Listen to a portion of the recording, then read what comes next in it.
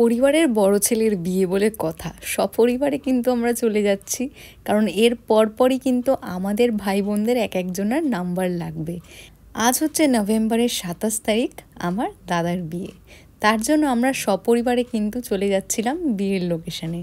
আর বাবা এখানে ড্রাইভারকে বোঝাচ্ছিল আমাদের ঠিক কোথায় যেতে হবে। কিন্তু যাব কি করে, রাস্তায় যা জ্যাম, এক রত্তি নড়ার কোনো উপায় নেই। তাও অনেক কষ্ট করে শেষমেশ আমাদের গাড়িটা কিন্তু চলতে শুরু করেছে। আর এখানে মা হলুদ ফুলটুসি সেজে বসে আছে পাশে। সবাই এতটাই ব্যস্ত থাকি, তাই প্রায় 10 বছর পরে কিন্তু আমরা সব ফ্যামিলি মেম্বাররা এক জায়গা হয়েছি। এরকম কোনো অনুষ্ঠান ছাড়া এক জায়গা হওয়াই হয় না। 10 বছর আগে হয়েছিল আমার ছোটো কাকার বিয়ে, আর এখন পরিবারের সব থেকে বড় যে দাদা, তার বিয়ে। এই 10 বছরে সবার মুখ মোটামুটি ভুলেই গেছি। কোথায় দিদি, কোথায় দাদা, কোথায় জেঠু, কোথায় জেঠি, কারোর মুখই সেরকম একটা মনে নেই। কিন্তু তাও উৎসাহের সাথে কিন্তু চলে যাচ্ছি বিয়েতে, সবাইকে আবার নতুনভাবে চিনবো বলে।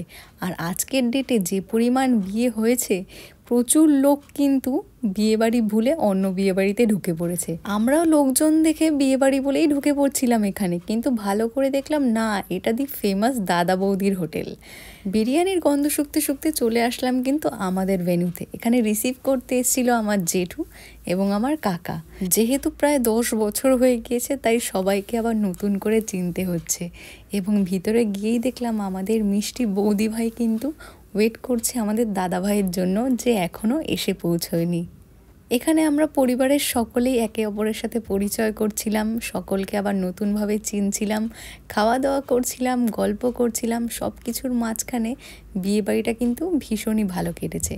কিন্তু যেহেতু অনেকটা লেট হয়ে গেছে, তাই বিয়েবাড়ির হাফ মানুষ বাড়ি চলে গেছে, কারণ দাদার আসতে প্রচণ্ড লেট হয়ে গেছে।